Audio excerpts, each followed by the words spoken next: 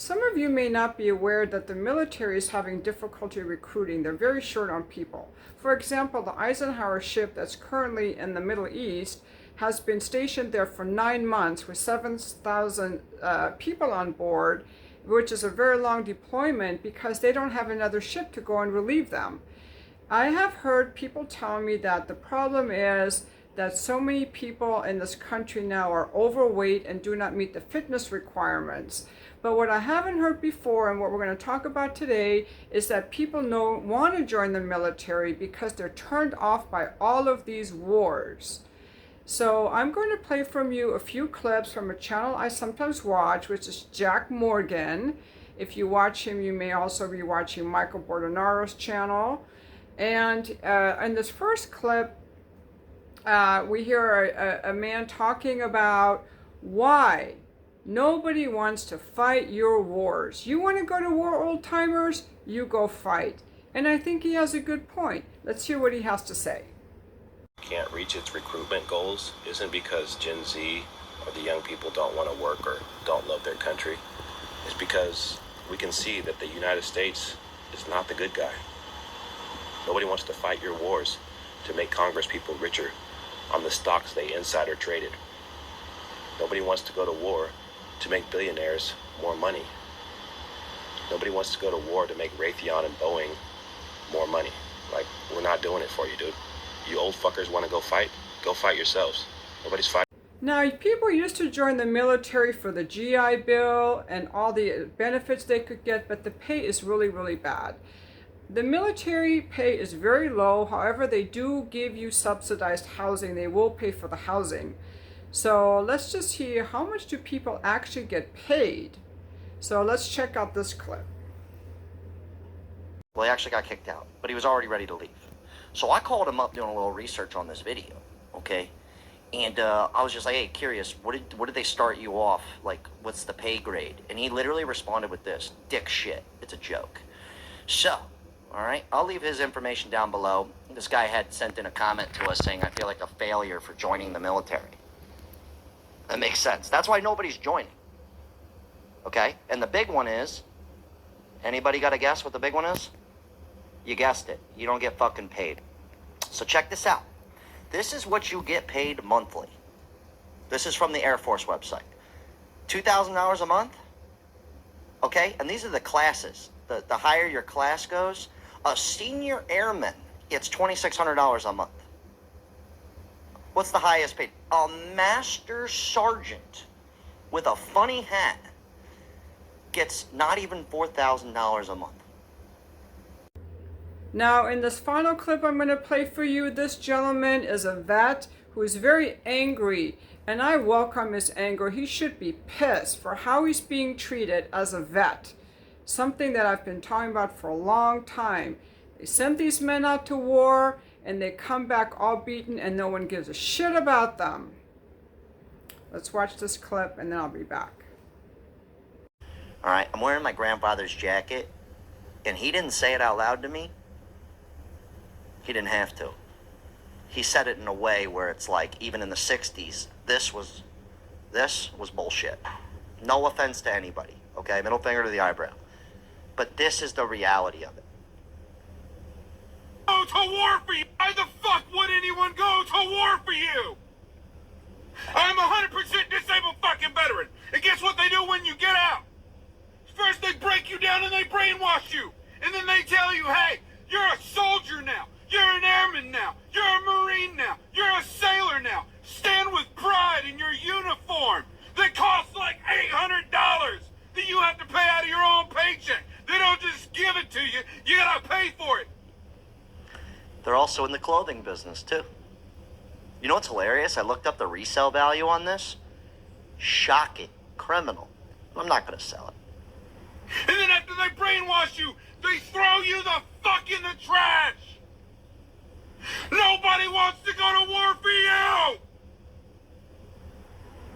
You don't take care of the American people. You don't take care of the service members. And by God, you goddammit, don't fucking take care of the veterans. Fuck you!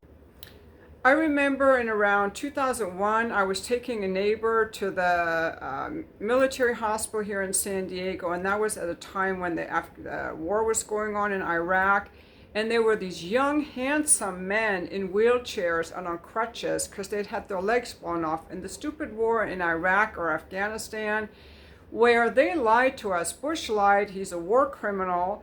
He got us into this war based on Saddam Hussein had weapons of mass destruction. We must liberate the world.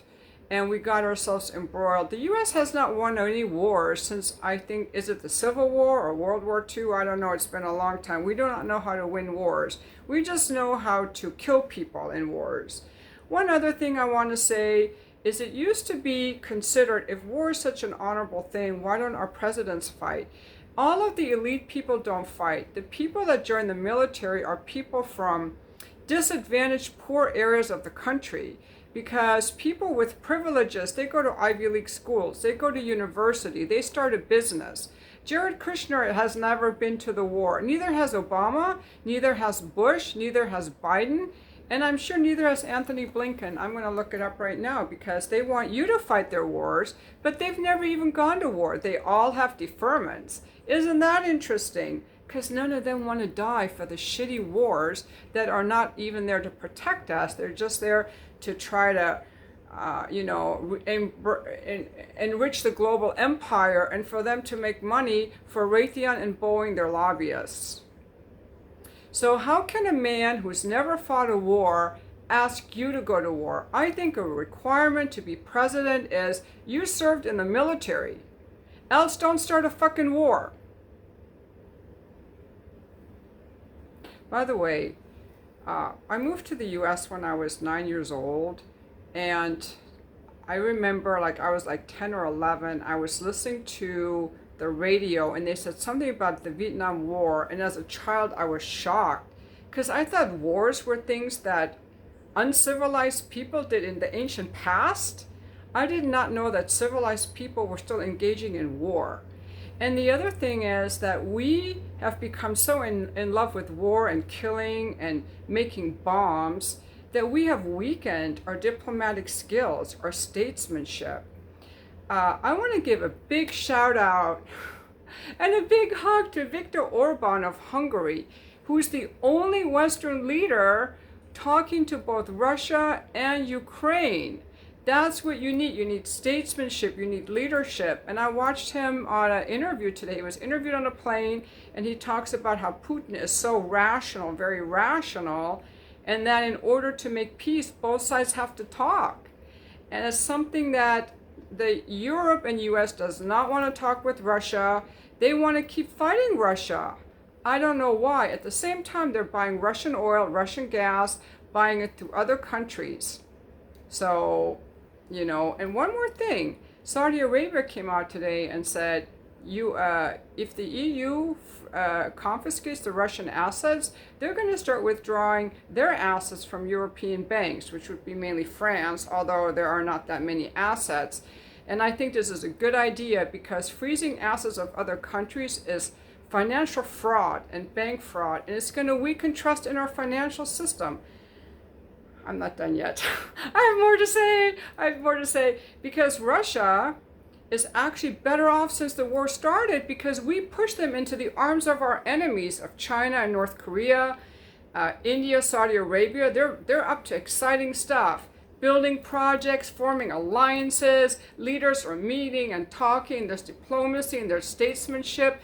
And it's so exciting to me as a woman who values, cooperation, or as a human, like projects, new projects going on, rather than the US, which just is like this old, we got twiddly-dee and twiddly-dum as presidents, they're both warmongers, all war criminals, and they just want to go around destroying things and making war, and we're not going to talk to you, and we're going to sanction you. And it's very low-class energy. It's very loser status. I like real men like Putin and Viktor Orban. And who else? Real men. We need statesmanship. We need diplomacy. We need to talk. And that's all I have. Thank you for watching my video, and I'll be back for the comments. Anyone who's for war or who's against Russia will be hidden from the channel, because if you're stupid, you can't be here. I don't have any tolerance for this. I want to learn the truth. I want to learn the truth of what's going on, and I don't want to have any people who are just spreading lies and misinformation. Because if you want to spread misinformation, go on CNN and go on MSNBC and watch that stuff. You know, YouTube is supposed to be a place where we can discover the truth. I know making these videos hurts my channel because YouTube doesn't know what to show people, because I'm not a news person.